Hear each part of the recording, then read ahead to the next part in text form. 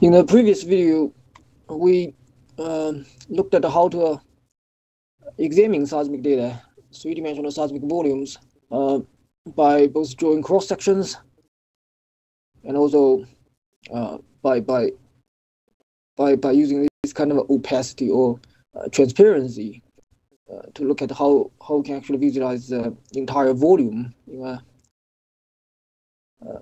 in different ways, right? And we also looked at how to actually clip the data, to select the portion of the data, and then reduce the amount of data that we have to sort of analyze or interpret. And we also looked at how to actually realize the data, basically convert the SegY format into ZGY format, and which will allow us to actually speed up the visualization and also the processing by a significant margin. Right.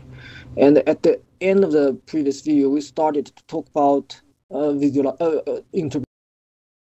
Right? We started to talk about interpretation. So every time, if you when you are browsing your data, through different ways, right? When you find a good cross section for interpreting, for making interpretations, then you may want to just, for example, here I'm on inline 372, right? So if I right click on it, then it's gonna allow me to create an interpretation window, right? So once you create an interpretation window that looks like this kind of thing, then you will be able to actually make interpretations directly, right? For seismic interpretation, we mainly focus on two objects. One is the faults, right? We want to interpret the faults. We want to draw the fault lines. We want to draw the fault sticks and then assemble them into a fault plane. And a second thing that we would like to interpret is the horizons, basically. We need to actually interpret the horizons or draw the horizons and try to actually construct a three-dimensional surface to represent those important horizons in our model. And the usual workflow is to actually interpret the faults first, right? So we would like to actually draw fault lines first. And after we have sort of interpreted the faults sufficiently, we may want to start to interpret the horizon. Right? The reason that we interpret the faults first is that sometimes we would like to actually use faults as some kind of constraint when we try to interpret the horizons. Right? And when we actually try to interpret horizons, you will see that there is a checkbox in Petrel in the dialog box for interpreting horizons, in which we can sort of use faults as a constraint when we actually interpret the horizons. So it's sometimes it's quite important to actually interpret the faults sufficiently to before we actually track the horizons.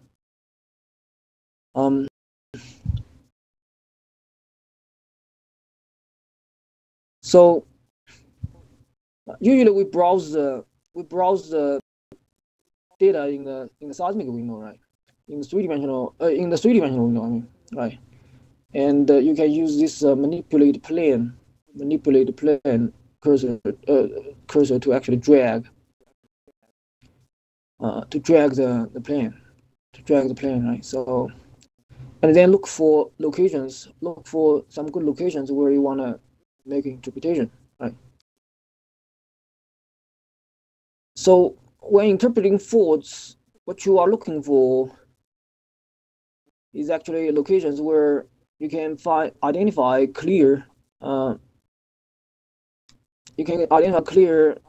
of offsets for those horizontal events, basically, right? So as we actually drag this particular plane in the three-dimensional window, in the interpretation window,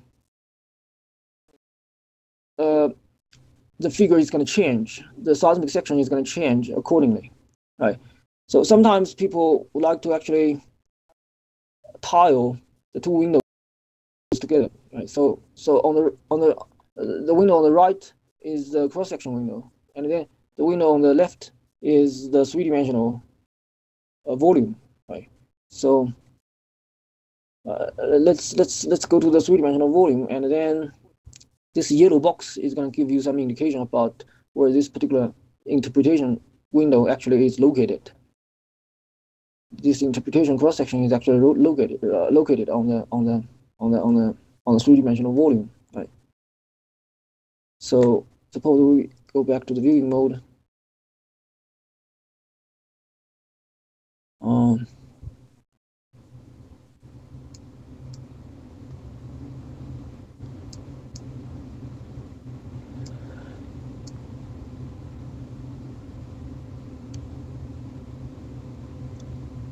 So this particular interpretation window is actually located at inline 790, right? So you can, if you have the player open, in the close to the end of the previous video, we opened the player and then clicked on the intersection player, right? So if you have this intersection player, then you got a position, right? Position is 790. So that's where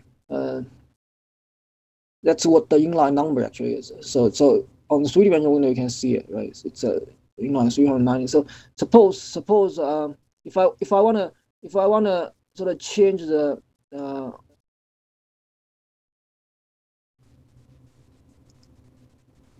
so if I actually change it in the player, if I change the inline position to like 786, right, and then this seismic section is gonna change, right, and then in the three-dimensional window, the two views are actually connected. So if you change the view here, then now the inline is 786. You can sort of see it, right?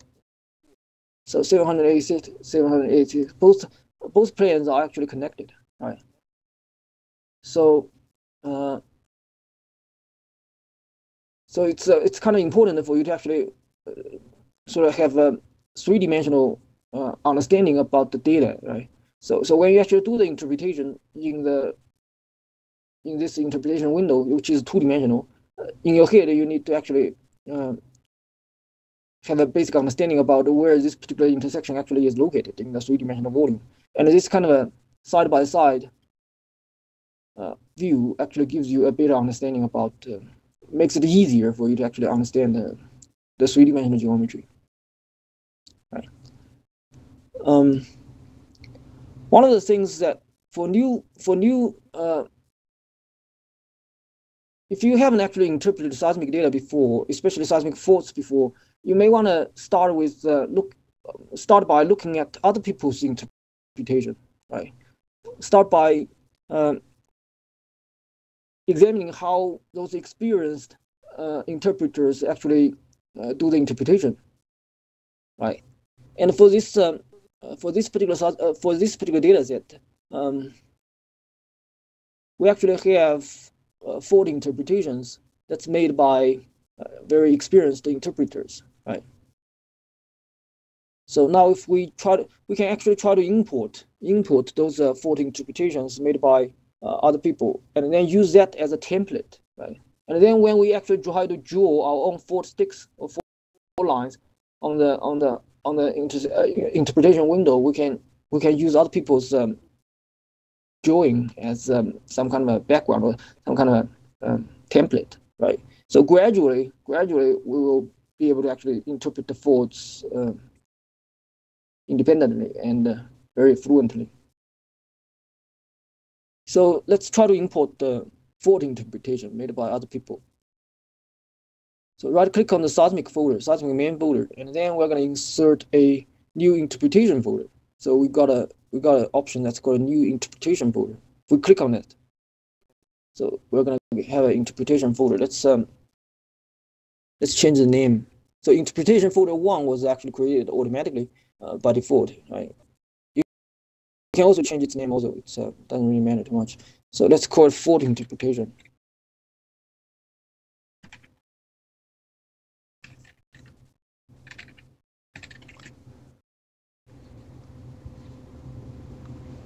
And okay. And then we can just right click on it and then import on selection. And then we can navigate to our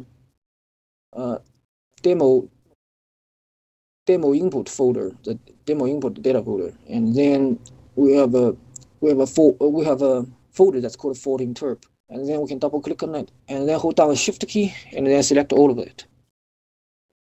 Right.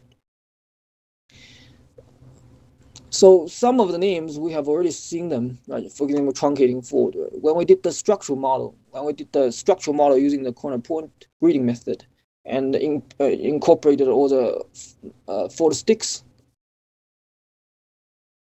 imported all the fault sticks data, and then did the manual fault editing process, we have seen lots of those names actually. So let's just import them, and then we have to make sure that the files of type. This file type is a charisma fault sticks ASCII start of star. Right? We have to make sure that the file type is this particular file type. Right. And then let's click on open. And then it's gonna ask us type is fault interpretation. That's correct, right? And then that's the file name of the first fault in our selection.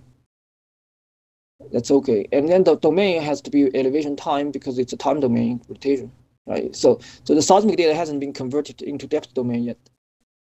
But now the vertical axis is actually time. It's not. It's time in milliseconds, and it's not really depth yet. Right. And the coordinate system, right? That's our project coordinate system. And then the files, the fault sticks file, the fault interpretation files are also in the same coordinate system, so we don't really need to make any changes. And then this one is actually telling us the range, X, Y, and Z range. So X, Y is in meters, right? But Z is actually in milliseconds. So it's a time domain interpretation data.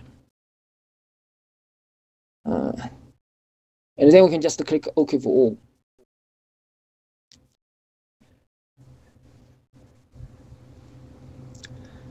And now we have finished importing all the fault interpretation data. Right. So the fault interpretation data is here. And then in the three-dimensional window, we can try to visualize them. Right. We click on the entire folder, then it's going to display all the faults that has been interpreted. Right. It's actually a large number of faults. Quite a large number of faults, actually. So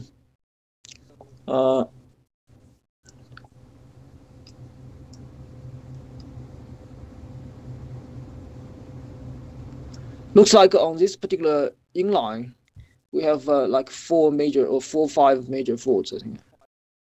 Right. Okay, so 1, 2, 3, 4, 5, 6, 7, 7 faults, 7 main faults, right? So maybe that's a good example for us to actually try out our interpretation skills to improve our fault interpretation skills, right? So let's turn off the faulting, or to the visualization of all the fault interpretations, and so let's again let's return this one to like the full screen view, and then let's visualize the faults, right? So we got like 1, 2, 3, 4, 5. We got like 5 different faults. That's visualized here, right, on this particular cross section. So that's 786, right? It's 786. That's inline 786. So let's see if we can actually make our own interpretation, right, by following these kind of templates, right? So what might be a good example? Let's start with the one that's kind of in the middle, right? Or do we want to start with the one that's kind of this way? Maybe let's start with this one. For this particular fault, the kind of offset is not so clear, right? Because this fault is not really creating lots of offset on this particular horizon, on this particular event, or on this particular event. It's creating offsets in some smaller events in the middle, right? But it's not really creating a huge offset on these 2 events. So maybe let's try to do our interpretation, to do our own interpretation by following this particular example first, right?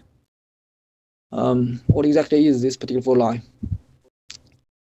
So if we want to sort of find out what's actually this particular fault, maybe let's click on the, let's change our cursor to the pick mode, right? And then click on this one. And let's try to find out. Okay, so it's the main fault west 1. It's actually main fault west 1, right? So main fault west 1. Right. And then this one is what? This one is the main fault north, no, NS2. It's main fault NS2. Right. So it's main fault west 1, main fault NS2.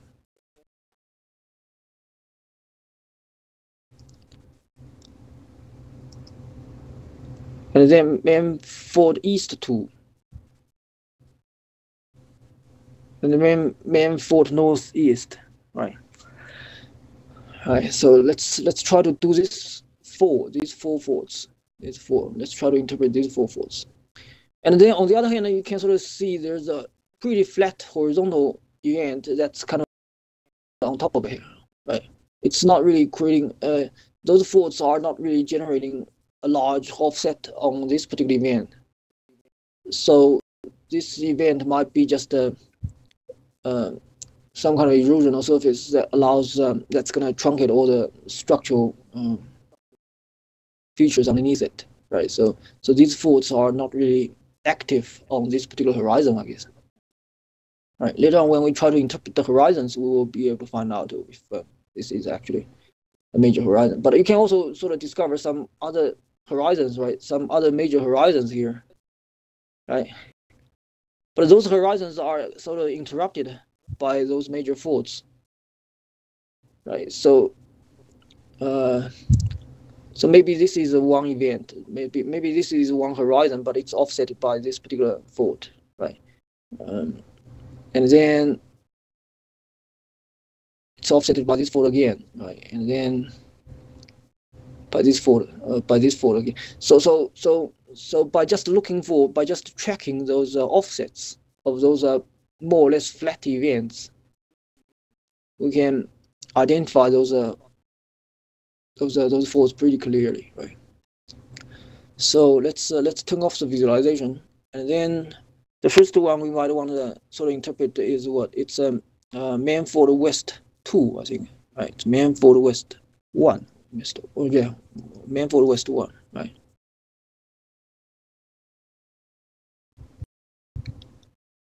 So let's try to create our own fault in another interpretation folder. So this fault interpretation folder was for holding the imported interpretation data, right? And we also have another one called interpretation folder 1, right? So for now there's nothing in it, I think, right? There's a placeholder called starting horizon 1, which is going to hold the horizon data later on, right? But for now there's no fault interpretation inside of it. So let's the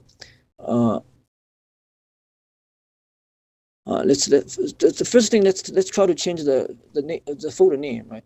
Let's just call it my interpretation.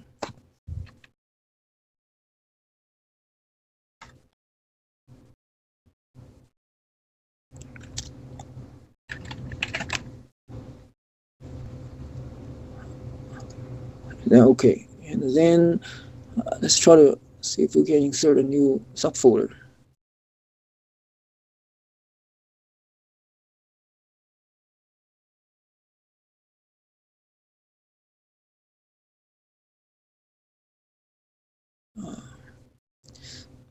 Maybe what might be a good idea? What might be a good organization of our folders? So let's just call it. Let's rename this one to my horizon interpretation, which is going to hold our own horizon interpretation later on, right? But also let's create another folder, interpretation folder, and then let's call it my fault interpretation, right?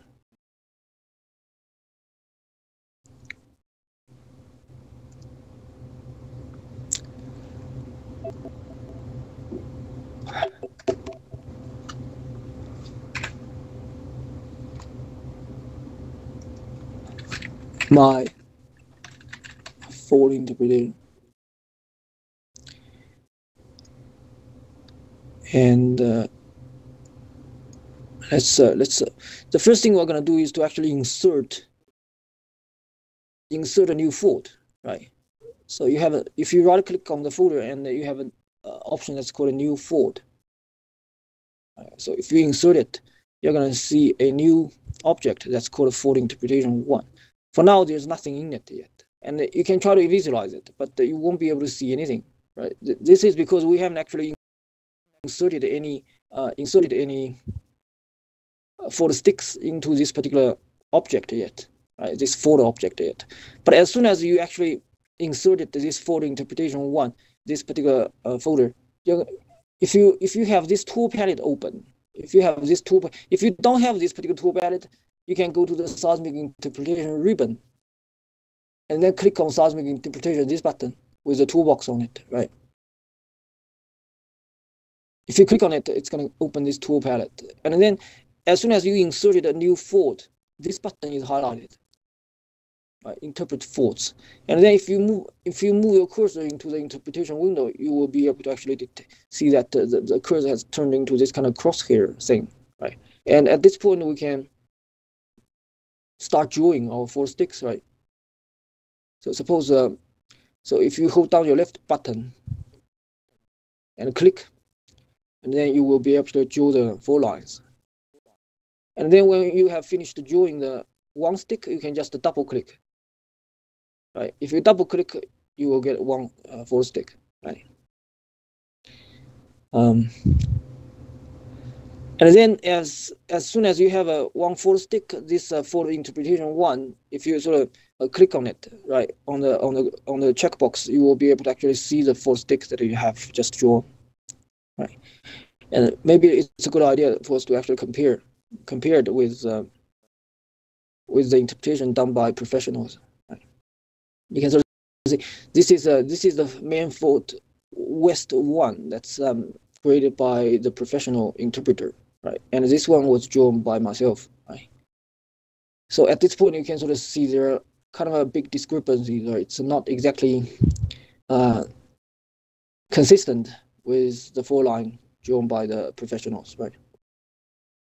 So at this point, you may want to make some changes to change the shape of your fault stick. And at this point, you can use this button. So select and edit, add points. Right? It's got a keyboard shortcut, which is E. Right? But if you click on it, and then it's going to allow you to sort of, if you click on one of those shape points on your fault stick, it's going to highlight the segment that's attached to this particular shape point, right? And then at this point, if you sort of drag it, you can actually move it around. You can move it around, right? So your click has to be quite accurate for this thing to work. Otherwise, it may actually create a new shape point on the existing fault, right?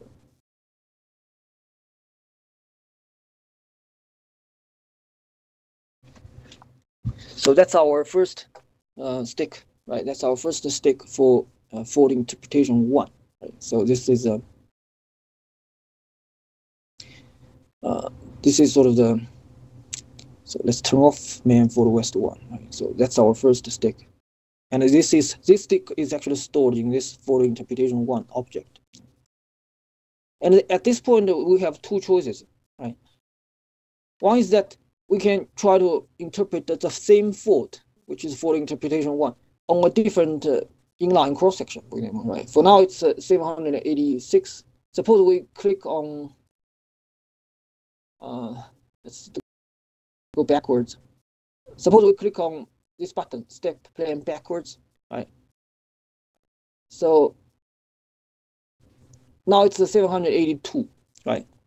And then we can make sure that this fault is still selected. But on this particular cross section, or on this particular inline section, we don't really have a fault interpretation 1, right? So there's nothing to display, right? And at this point, we can start to draw another stick for the same fault, right? Suppose we just draw it here, Oh, I forgot to. So you have to make sure that you click on this interpret fault button, right?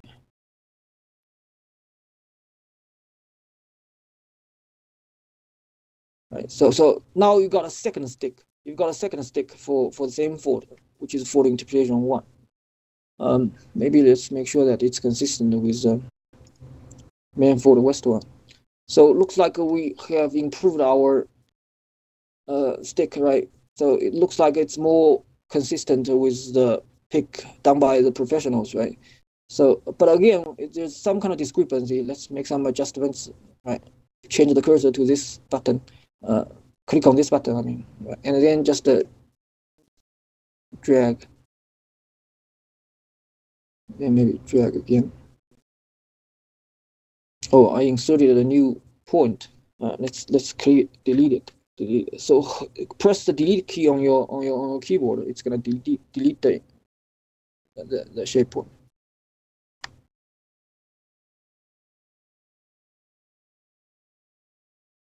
Okay, so now we've got a second stick. We've got a second stick for the same fault. Right, for the same fault. Right, so you can actually keep doing this, and then go to the next inline section, and then draw the stick for this particular for the same fault again. Right, you can just keep doing this, and then after you have finished interpreting the entire fault through the three-dimensional volume, right? For fault interpretation one, you switch to a different fault, right? You switch to a different fault. That's one of the ways for interpreting the faults, and some people actually do that. It's a perfectly legitimate way for doing the interpretation. And another way of doing the interpretation is actually try to draw multiple faults on the same intersection, right? And then you move on to the next intersection, and then again draw multiple faults, draw the sticks for multiple faults, right? So this is what this is 782, right? So let's go back to 786. Right. So on this particular cross section, on this particular intersection, we have identified like multiple faults, right? We have identified multiple faults. So suppose we would like to actually draw the fault sticks for this particular fault. This particular fault is supposed to be what? It's supposed to be main fault NS2, I think. It's main fault NS2, right? Right. That's the fault stick, right? So suppose I want to insert a new fault. I want to draw the sticks for the new fault. How do I actually do that, right? So the quickest way is actually first you have to generate another fault object first, right? So you can just right click on the folder again and then insert a new fault, right? And now you have a fault interpretation 2 now, and then by default it's not it has nothing in it because you haven't actually drawn anything, right? And then make sure that this button is clicked, and then you can just start drawing, right? Start drawing it. And you can sort of see the color is actually different, right? The color is actually different from the first fault stick, the fault interpretation 1, actually, right? Let's compare it with, okay, so looks like we are kind of way off. Right, so let's make changes.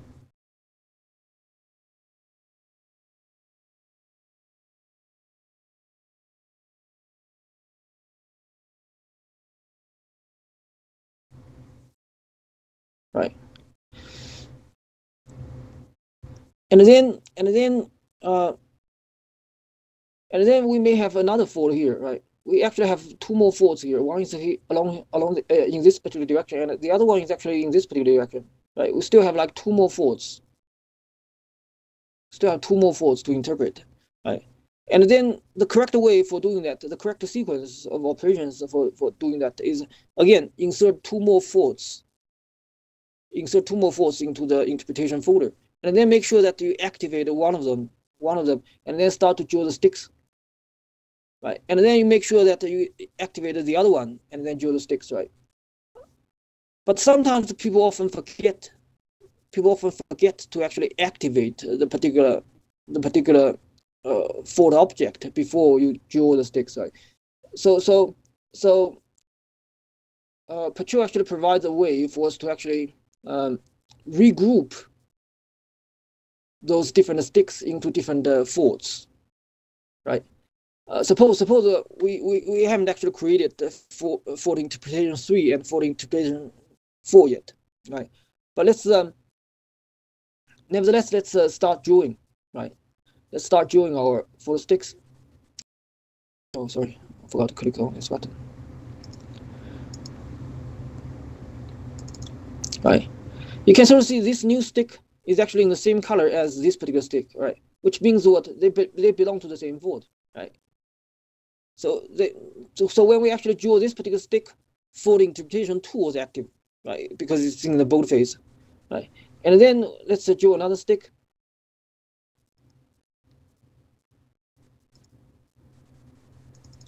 Right. So that's another stick in the same color. So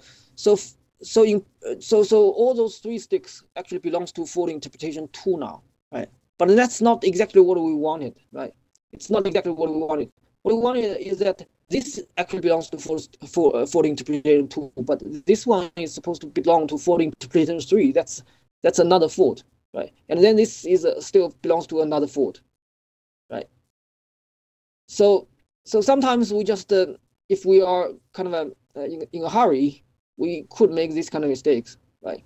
And Petrel actually provides a way for us to actually recover, to regroup those different sticks into different faults, right?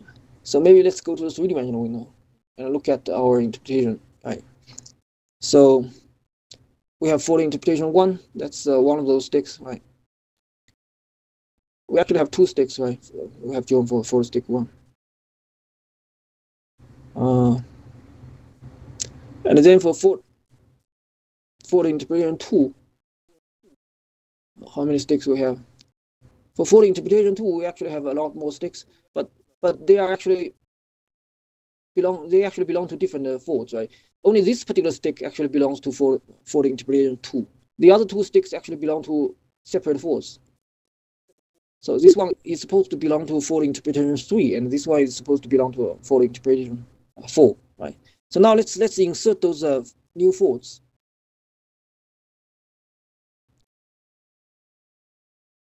So right click is just one of those ways for inserting faults, right? But you also have a button here, right? In the seismic, underneath the seismic interpretation folder, ribbon, right? Ribbon. You have like 3 choices: seismic horizon, fault, and something that's called a multi-Z, right? For now, multi-Z probably doesn't make sense to you, right? But it's actually quite a useful object, right? Sometimes you have a sort body, right? Those sort bodies, and if you have this kind of sort body, this same object could pass through the particular seismic trace twice or multiple times, right? And in that case, you could have like multiple event on one seismic trace that's actually associated with the same object, right? And multi-Z is actually created for you to deal with that kind of situation, right? But now we are just interpreting faults, so let's insert another one. It's called fault, and then now you should have like a fault 3 in it, right? And then let's insert another one, fault interpretation 4, right? The names can be changed later on. It doesn't really matter too much, right? And then at this point, we can try to select those 4 sticks and then move them to the correct fault interpretation object, right? So the first thing we're going to do is to activate. No, it's not the fault interpretation 1. It's actually fault interpretation 2 that we were trying to correct, right?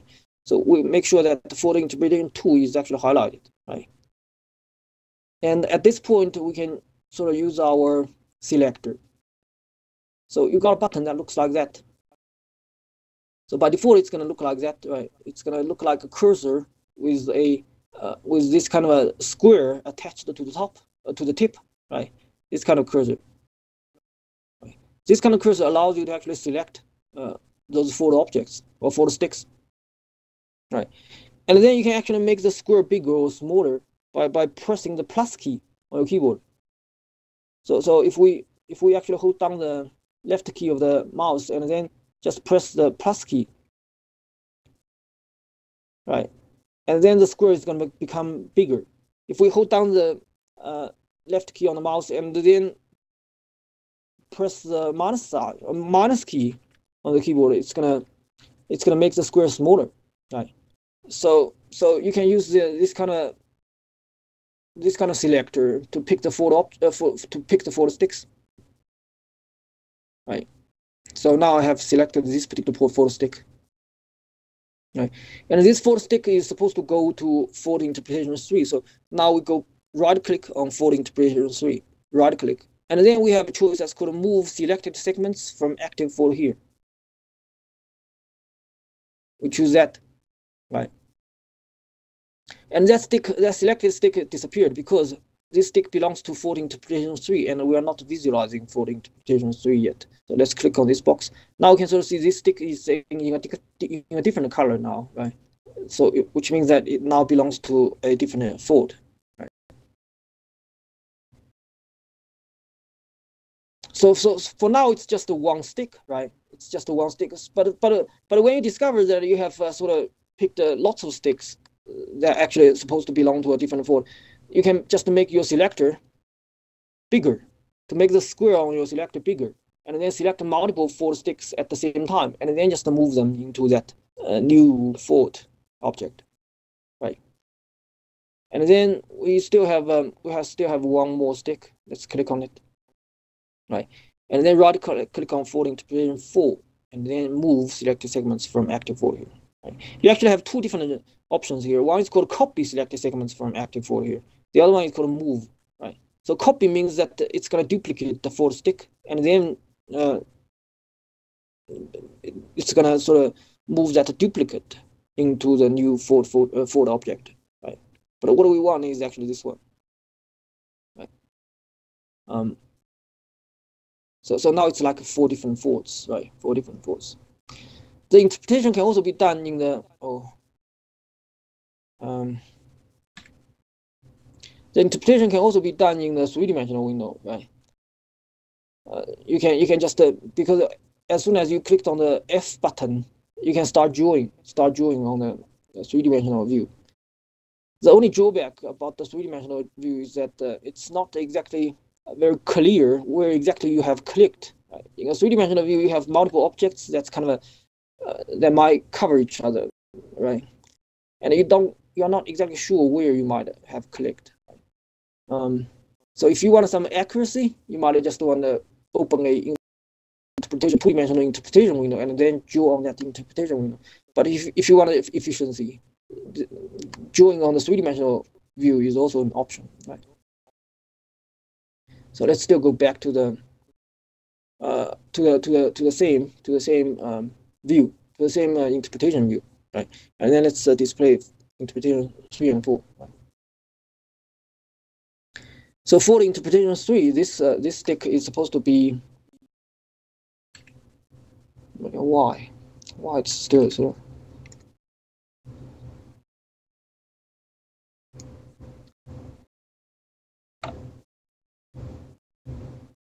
Did I? Oh, maybe I forgot to actually click. So if you have multiple, if you have something that if you have sort of clicked somewhere you don't exactly want to click, you have an undo button here, right? So if you just undo, then it's gonna go back. And another choice is to use the eraser. You have an interactive eraser here, right? If you click on it, and then your cursor is gonna become this kind of crosshair with a box attached on it. Again, you can use the plus sign. The plus sign is gonna work. Right. Hold down the left key and then use the plus sign to make the square bigger. Right. And use the minus key on your keyboard to make the square smaller. Right. And then you can just select the object to erase that particular point. Right.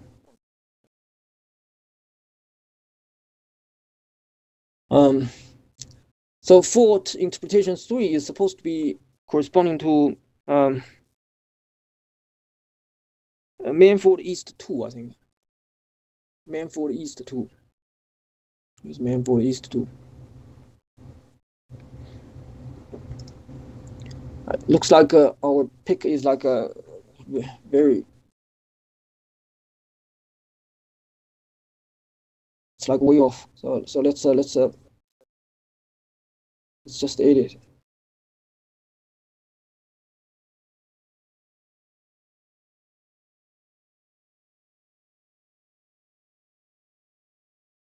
For some reason it's not allowing me to.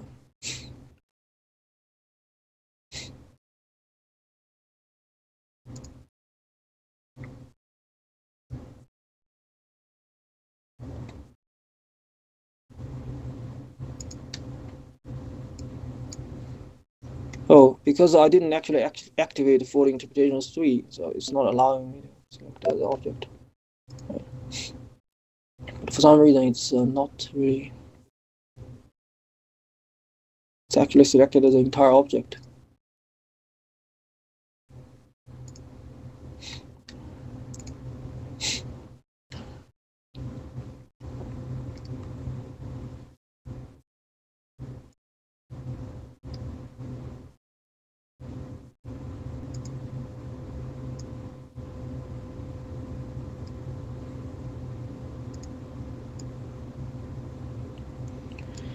Maybe that's close enough, right?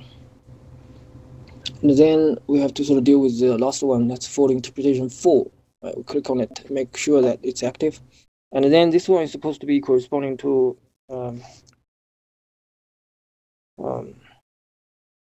main fault NE, I think. Main fault NE.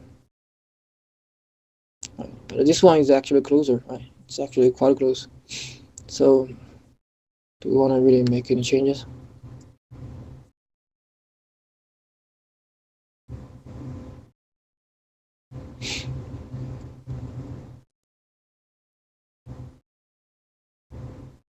Yeah. So pretty much we can just keep doing that. And then after we have finished picking all the faults, right? Picking all the faults, then we have like 4 different faults, right? And then maybe move on to the next intersection. Right, on this intersection, we only have like a 1 fault stick. That's drawn for fault interpretation 1, right? And then if we want to sort of interpret the fault interpretation 2, we can do that, right? We can do that.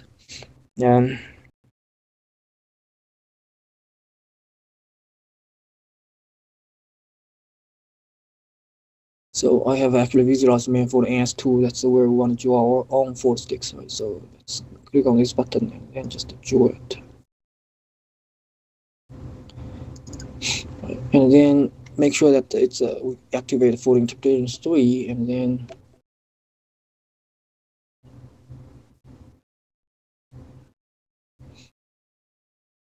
then make sure that we activate fault interpretation 4.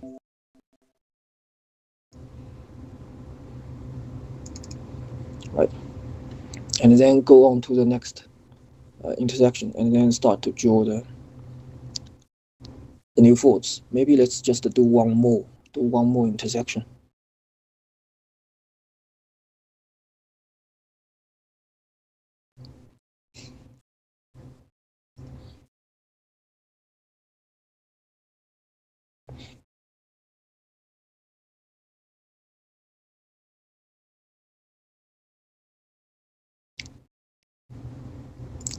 Fault interpretation.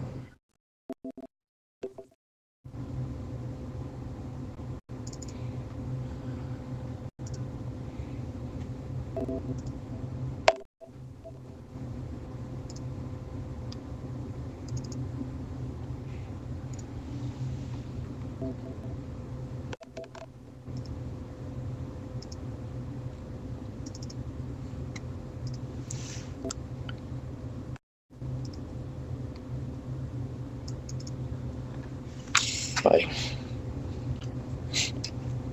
And now if we go back to the three-dimensional window, we should be able to see multiple sticks for the 4 different faults we have interpreted. Right? Change our cursor to the viewing mode. Yeah. So they look okay, right? They look okay.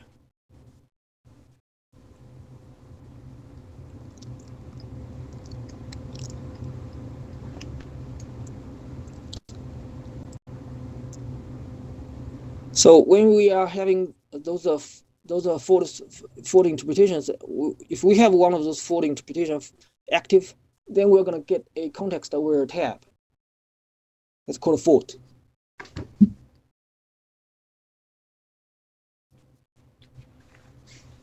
And if we click on this context-aware tab, we're going to get a ribbon, which has a bunch of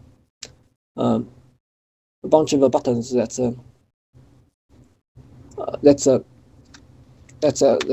included inside of the ribbon.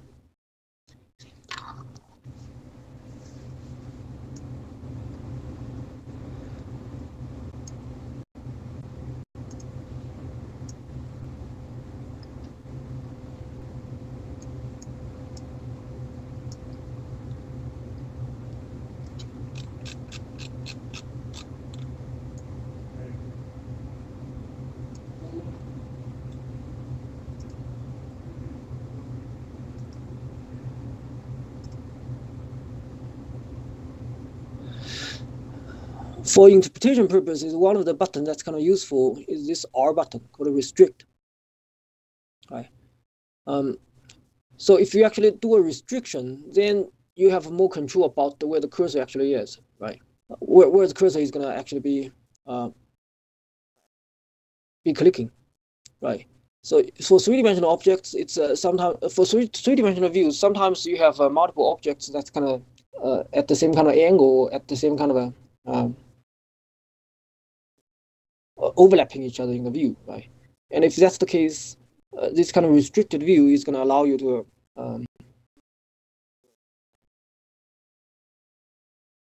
so now we have activated the restriction. We have actually activated the restriction. So now you don't see multiple sticks. You only see like one stick, right? And this one stick is actually restricted to this particular inline cross section, inline intersection, right? So if you actually sort of click again, you will be able to actually see multiple sticks for this particular view. Right? So you're releasing the restriction.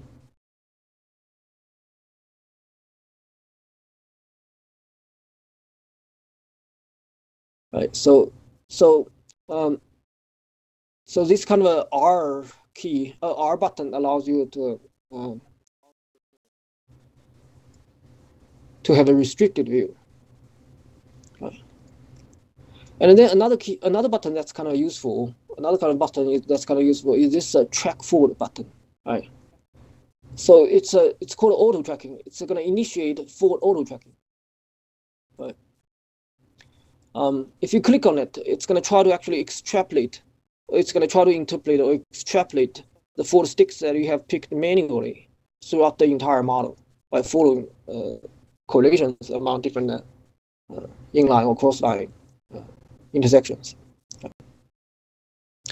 And another place that you can actually do this kind of auto tracking is by double click or right click on one of the fault interpretation and then go to the settings. Right. And then underneath the auto tracking tab, you will be able to specify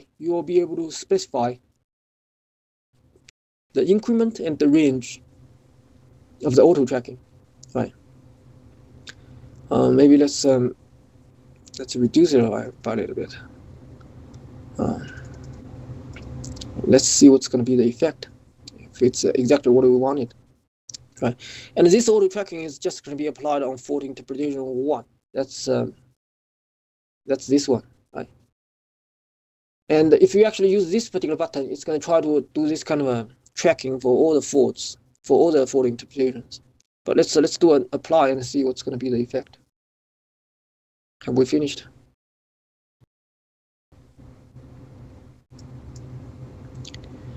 Oh, it didn't actually do anything. Right. Maybe our parameter is not selected properly. But that's where if you want to sort of auto track another photo interpretation, for example, photo interpretation 2, you can still double click on it and then go to the auto tracking tab and then make the selections, right? So maybe let's get back to the default value, right? And then if we use this particular track button, then it's gonna try to extract us, do the auto tracking for all the photos we have picked. So, oh no, it's not. It's only did the auto tracking for this photo interpretation 1 actually. Right, so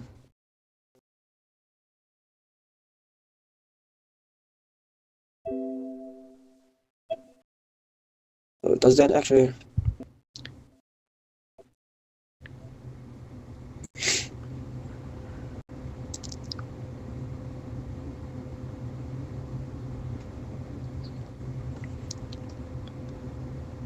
So now it did an auto tracking for photo interpretation 2. Okay, so you have to sort of make sure that one of those is activated. One of those interpretation is actually activated, right?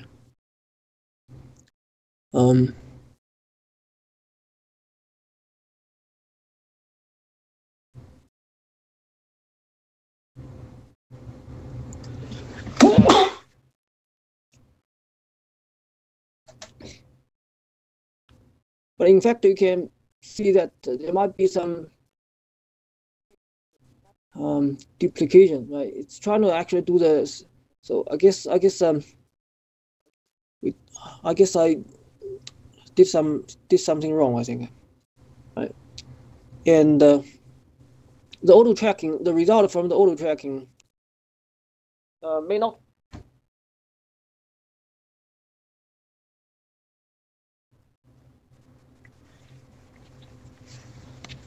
be exactly what you want, right? So if we actually try to compare, let's turn off photo interpretation 2. If we try to compare this particular auto tracked photo plane with the ones that that's done by professional interpreters, it's supposed to be meant for the West 1, right? It's actually deviated quite far away, right? So maybe actually at the region that's kind of close to this particular inline intersection, these two are actually quite close, right? But outside of it, you can sort of see the auto track result is kind of completely wrong. It deviated significantly from the correct interpretation. Right? So if this happens, it means that we have to sort of pick some more sticks, especially at those regions, at those particular regions, right? We just move our cross section over to those regions and then do some more manual picks, and then ask Petrel to do the auto tracking for us, right? But for now, it looks like the tracked fault line, the auto tracked for the sticks are kind of completely wrong. So at this point, you can just delete them, right? Interact with this deletion, and let's try to make our plus sign bigger. Use the plus key on the keyboard bigger, make it bigger, so we can select lots of them at the same time.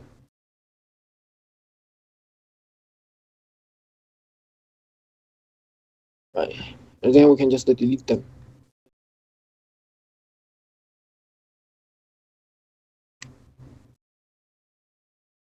Oh, this is actually photo interpretation 1. I have to activate that. So this way, it's gonna delete them very quickly. Delete those wrong interpretations very quickly.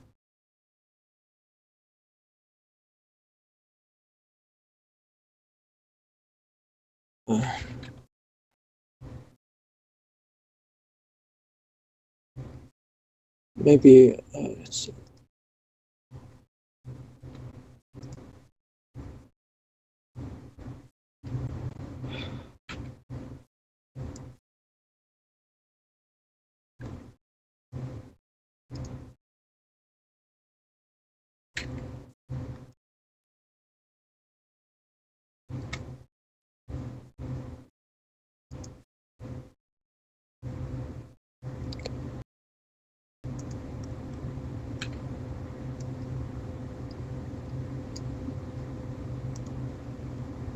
Now let's make it smaller.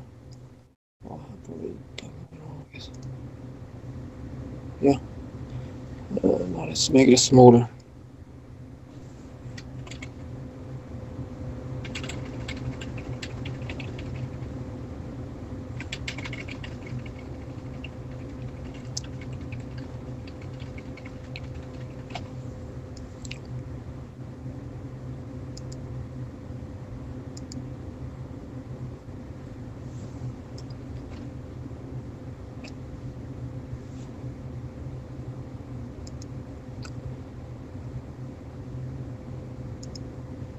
So now let's go back to the viewing mode and see if we have cleaned up the auto tracker results.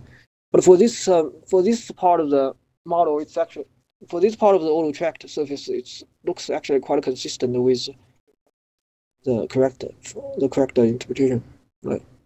But maybe it's still slightly off, right? From the top view, it's still slightly off. Right. But that's auto tracking. So this kind of auto tracking can be useful sometimes if you have a very clear faults, and then if you have done a good job picking those manual sticks, right? And then for this particular thing, it's still looks like it's incorrect. It's incorrect.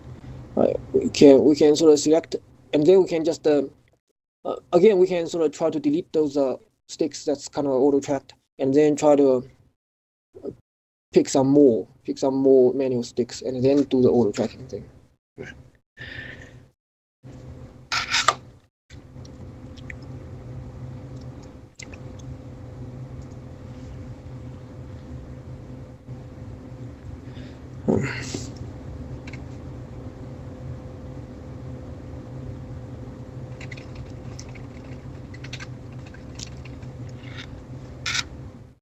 After we have discussed the seismic attribute,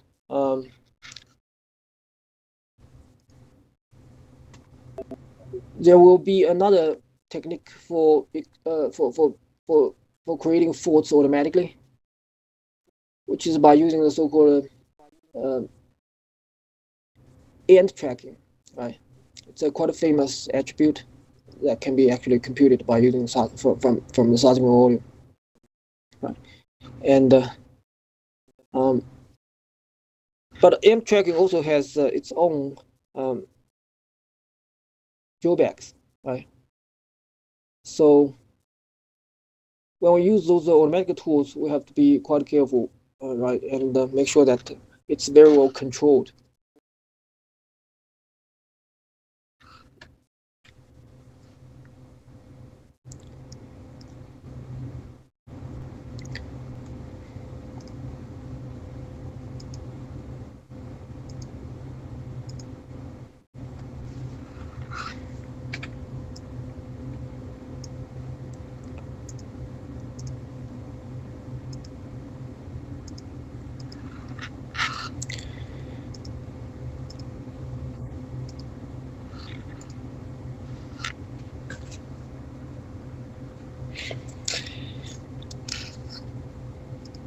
So fault interpretation is pretty much just the first step of doing all the interpretations, and then after we have finished interpreting the faults, we can start to interpret the horizons, and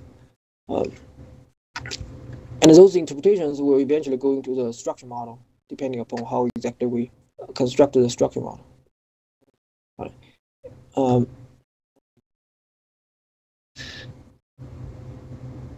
So all we have to do is probably just move the cross section, move the intersection to another location, and then do some more manual picking. And then later on, it's gonna allow us to later on the auto tracker results will be more consistent with the correct results, right?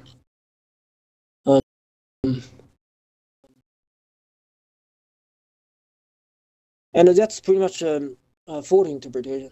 Right? It's not too complicated. The procedure involves first creating a fault interpretation object that's going to be used to host or to contain all the different photo sticks that's going to be picked either manually or by using the auto tracking method, right? And then we can just start to draw either on the two-dimensional view interpretation window or by just doing that directly on the three-dimensional view. If we are doing it on the three-dimensional view, there's a button that's going to restrict, that's going to allow us to have more control on the cursor. It's going to restrict both the viewing and also the picking on a particular intersection. And another thing that we haven't talked about is this particular filter, right? 3D interp inclusion filter. If you click on it, it's going to allow you to actually so here you have different folders, right? So 3D auto tracked, 2D auto tracked, manual, imported, converted, right? So for now everything is selected, right? But those things are actually allows you to actually select the data, select those manual and automatic data to view them in different ways, basically. Those are for some reason it's not working actually, so I don't really know why. So those are actually filters that can be actually used to actually apply to the data. But you can sort of look at the symbols. Oh, I see. The symbols are actually for horizons, actually. So if you have horizon interpretation, those filters are going to have an effect, right? But for the forward interpretation, it looks like it's not really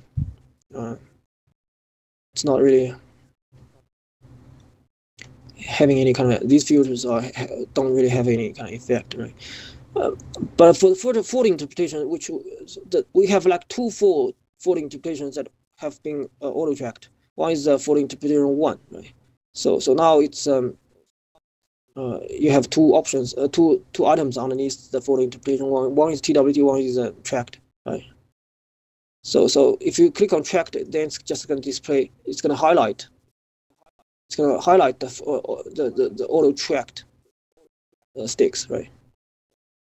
That's forward interpretation 1. And then for forward interpretation 2, which also has the auto tracked thing, but we have deleted most of the auto tracked. If you so if you click on tracked, it's not gonna really doesn't have any effect. It looks like it has, maybe it still has a few sticks that's kind of auto tracked, right? But that's okay. That's okay. So underneath those forward interpretations, you have a choice to select either the ones picked manually or the ones that's tracked. So when we did the deletion, when we try to delete those auto tracked sticks, what we have to do, what we should have done is actually enable the tracked, right? And then it's just going to highlight or select all the tracked sticks, and then we can just delete in like just one operation, delete all the sticks that's created automatically in like one operation, right? So maybe let's go back to forward interpretation 1 and activate it, and then enable the tracked, right? And then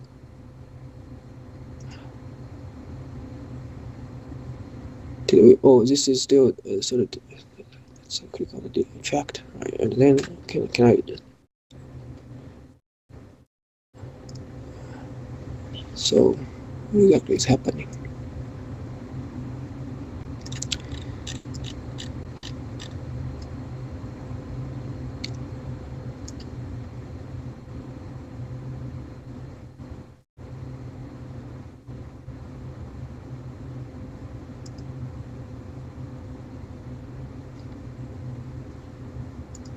It looks like it's still not selected. It's just displaying all the tracked sticks, but it's not really actually selecting them. So if I try to select all of them and brush,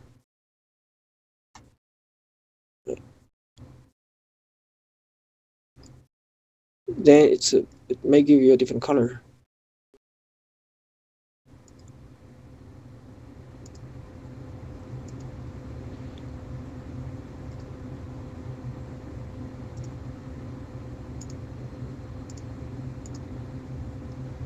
For some reason, it's not allowing me to.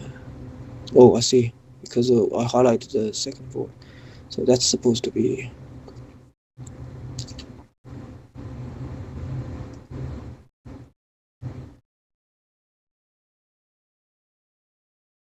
Right. So all the selected sticks are supposed to be in yellow. So it's not really selecting all the tracked sticks. It's just displaying them in a different color or something. So you still have to sort of go through this kind of deletion, I guess. Right.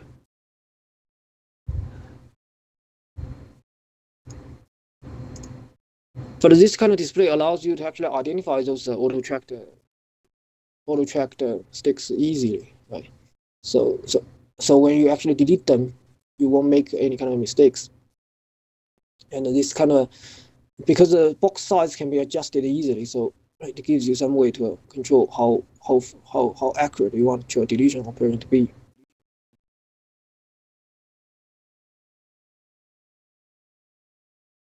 Right. So now we have returned back to the original sticks that's kind of manually picked. Right. And because for 3, interpretation 3 and for interpretation 4, we don't have an auto-tracked sticks, so they don't have these kind of items inside of it.